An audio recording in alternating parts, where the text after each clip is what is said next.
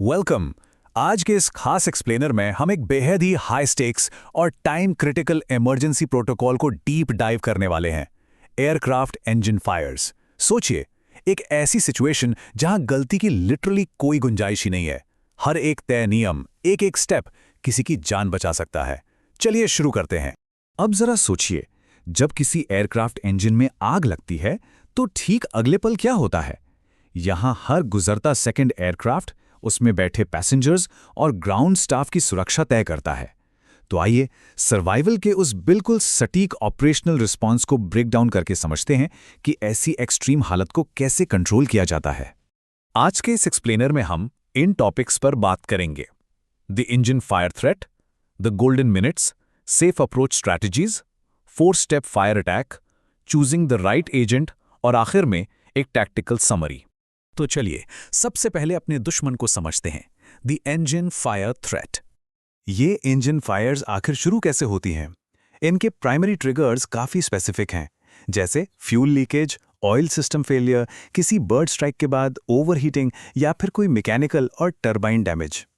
अब एविएशन की भाषा में इन्हें क्लास बी फायर कहा जाता है। और पता है सबसे खतरनाक बात क्या है? वो है बेहद एक्सट्रीम हीट और उसमें शामिल भारी हैवी मेटल्स का अजीब कॉम्बिनेशन। ये आग आम आग बिल्कुल नहीं होती है। अब आते हैं इमीडिएट एक्शंस पर, यानी द गोल्डन मिनट्स। 2.5 यानी 2.5 मिनट, ये कोई आम नंबर नहीं है। ये जिंदगी और मौत के बीच का फासला तय करता है।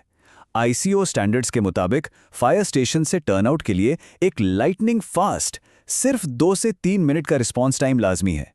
इसी छोटे से टाइम फ्रेम में फायर क्रूज को पूरी तरह तैयार होकर एक्शन में आना होता है, एकदम बुलेट की रफ्तार से।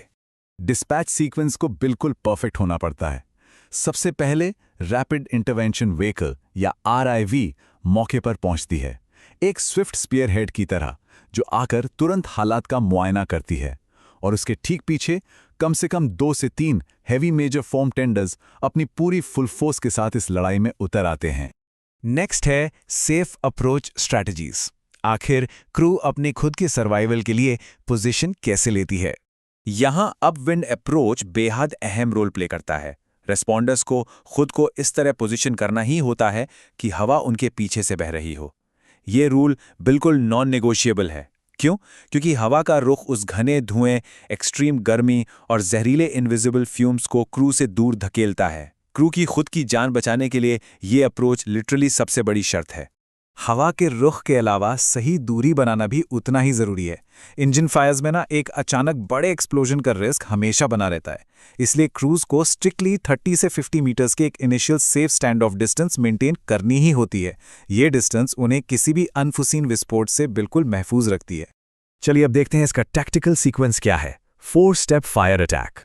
ये पूरा tactical sequence in 4 strict steps में चलता है।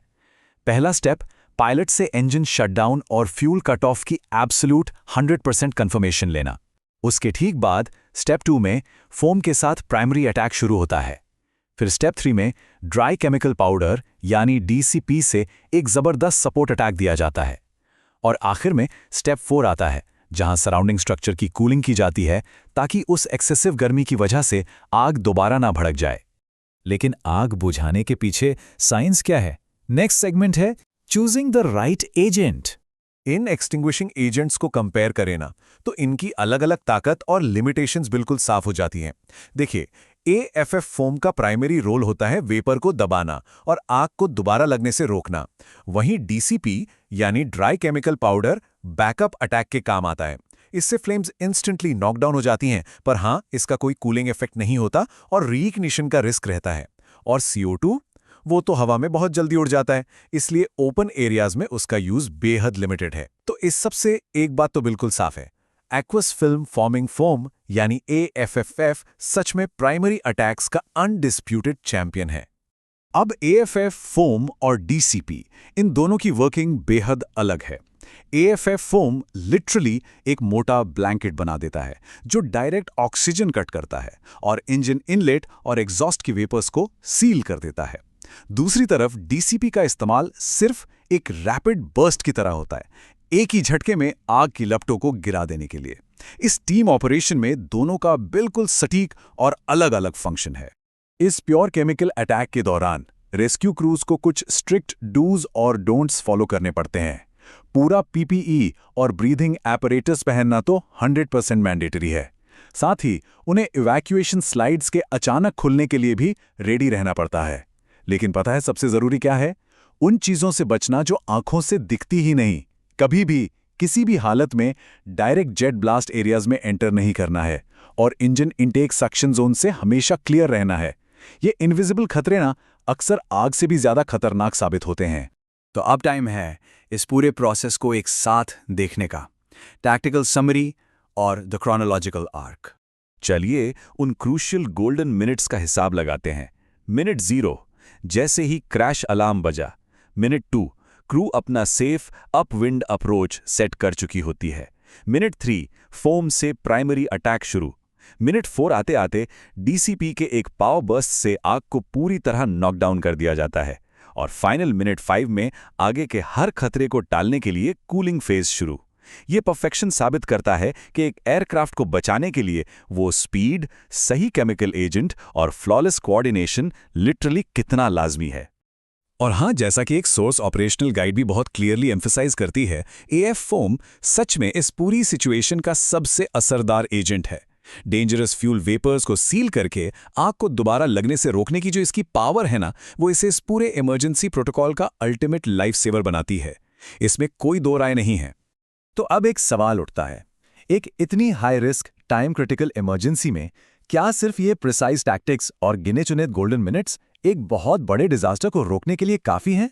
वेल, इसका जवाब छिपा है इन स्टेप्स के एब्सोल्यूट परफेक्शन में। इन्हीं क्रोनोलॉजिकल स्टेप्स और केमिकल स्ट्रैटेजीज पर महारत हासिल करके हमारे फायर सर्विस पर्सनल ये इंश्योर करते हैं कि इन गोल्डन मिनट्स का हर एक सिंगल सेकंड जिंदगियां बचाने में यूज हो। सोचिए, अगर ये रिगरस प्रोटोकॉल्स ना होते तो ऐसी टेरिफाइंग स्थिति को संभालना क्या कभी मुमकिन हो पाता?